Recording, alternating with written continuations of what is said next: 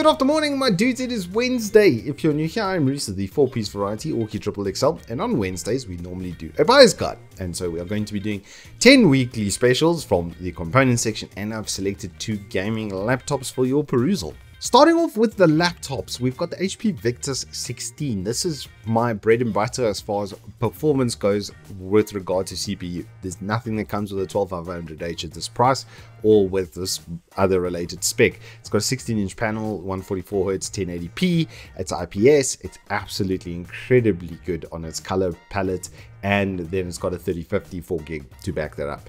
Got a really nice chassis, pretty damn good battery life, 3-year warranty, and a 16999 with 16GB RAM and 512GB Nvme. Probably nice webcam. It's really good. There is a full review available on Evetech. If you do need to know more, then just click on the pop-up banner above. The second laptop I'm going to suggest to you is the Ideapad Gaming 3, which on the surface doesn't look as good, but it's actually got it's like kind of trading blows, and it goes into a slightly different niche, but almost at the same at pretty much the exact same price. It's only got 12GB RAM and a 256GB SSD, but it comes with a 1TB drive. It also has a 3050 Ti, so a slightly better GPU, and then a 120Hz panel. So gaming wise, this should be slightly better. Even with the 5600H not being quite as good on single core performance, it should still come up to just being better because the 3050 Ti just has physically more CUDA cores and a bit more RTX performance as well. So in gaming terms, this will be a little bit better. But one of the other things it has is Windows 11 Professional. So if you need this for like a working environment, a corporate environment, or something to that effect, then you don't have to incur that extra expense for your license. You probably look to upgrade the RAM or something to that effect with that extra money. So that's why I said they're kind of trading places. I'd say the HP is a little bit more for the home user and for someone looking for extreme CPU performance, and when you want a little bit more gaming performance and maybe something that you can put into your work environment, then go for the Lenovo. By kicking off the top 10 at number 10, it's got to be a Cololight RGB. These are like really cool, especially the Cololight Plus Kit. I did a review on these as well. I'll do another pop-up banner there for you. If this is just if you want to make your setup look a little bit better, get some ambient lighting going. Cam CJ has a set of these. If you want to see a live demo, he'll be able to show that to you on his stream. At number 9, it's the Favo Ultralight, another great mouse that just kind of is being skipped over because it doesn't have that name attached to it, but it's basically a Model O. Like gram for gram, Pixart 3389 sensor for Pixart sensor, Omron switch for Omron switch. It's almost a carbon copy of each other, so it's just the only weight increase from this is having that RGB strip underneath around the edge. That's literally it. It makes it 72 grams instead of 67, so it's almost exactly the same. It's got a very nice flex cable. I have also done a full review on it, so if you want to see more, once again, pop up banner above. At number 8, it's the Hikvision G4000. This is the cheapest Gen 4 Nvme on the store, pretty much. It's a full 1TB as well. Look at those read and write speeds. It's just absolutely incredible. I'm going to try to get one for review. I'm doing a whole bunch of the new Kingston stuff as well, so we're going to see how those fare. But right now, on Gen 4, this is the best price versus performance SSD on the store. At number 7, it's the Titan Elecstor. It's a return of the UPS that you need, and this is the one that I would suggest you go for, especially if you've got a slightly high-end router. It's going to draw like up to 30 watts. So yeah, that's actually quite a bit. And then this, because of its high battery count, you can actually get like 3 to 4 hours worth of like normal usage out of it. If you've got a mid-range router, it's going to give you up to 7, as it's quoted over here, and that's very good for the battery's lifetime, because if it's the shallower the discharge, especially with lithium iron phosphate, the more cycles you'll get. So while it comes, I think, with a 1-year warranty on these, I'm not sure, it should be a year warranty at minimum 6 months, but if you look after this and you don't go under 40% on these cells, they'll probably last like 1,500 cycles or about 5 years. At number 6, we had to give some love to Adata XPG. They are still crushing it with these RAM specials. Premium DDR4 4133 with the CL a CAS latency of 19. It's pretty damn sharp.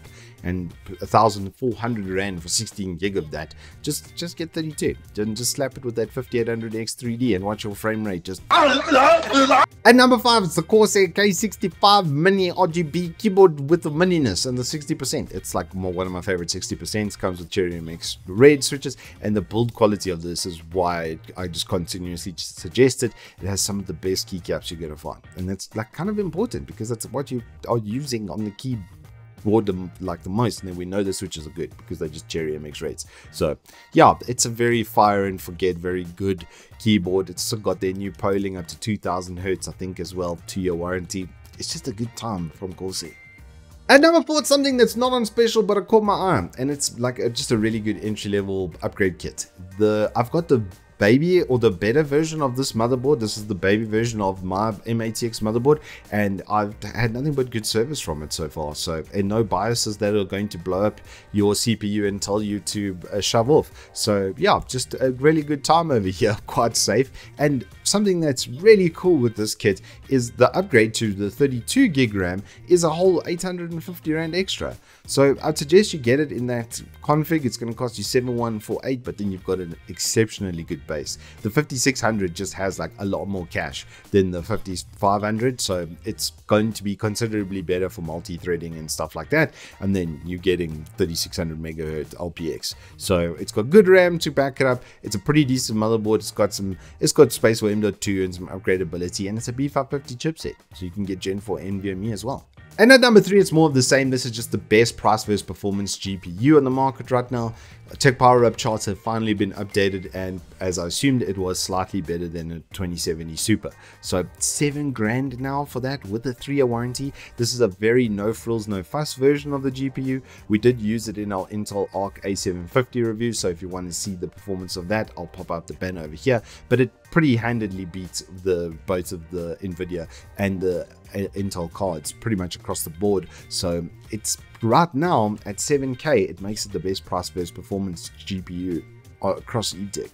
In the runner-up spot, it's a Dell 31.5-inch 1440p 165Hz. I'm actually planning to buy one of these because they've got the curve here happening once again, the 1800R, which I've got on my earlier 27 VA, which unfortunately smears terribly because VA life, but this on a much bigger size is a lot more promising. VA, the bigger the size and the more resolution you have, the way it, like, the difference between 1080p and 1440p is day and night.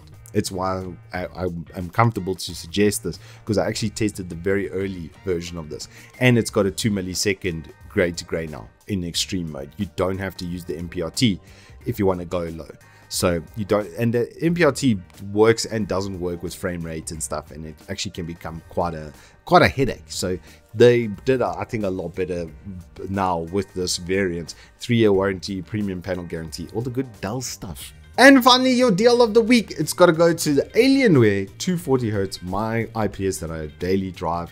I absolutely love this panel. It's fantastic. It's really sharp, even though it's only 1080p. Yeah, pixels per inch and stuff. It's not going to be as good as a 1440p. But if you want speed and you want a good color reproduction while you're doing it, then this is the monitor I would say you get. Also, the back of this, it's a crime against humanity that I don't get a look at this more often, because look at it. It's like one of the prettiest monitors around. And once again, I've done a review. This is one great thing about my job, is I get to do a lot of try before you buy. So after using this, I was just like, I need one, and I bought it because it's kind of sick. And I paid like even 600 Rand more than this. So even when I was getting it with discount, etc., I still paid more than what it is just retail point right now. So thank you, Dell and Alienware. Appreciate you guys. If you want to see more, like I said, there's a review pop-up banner. Anywho, that is all I have for you this week regarding your Evetech specials.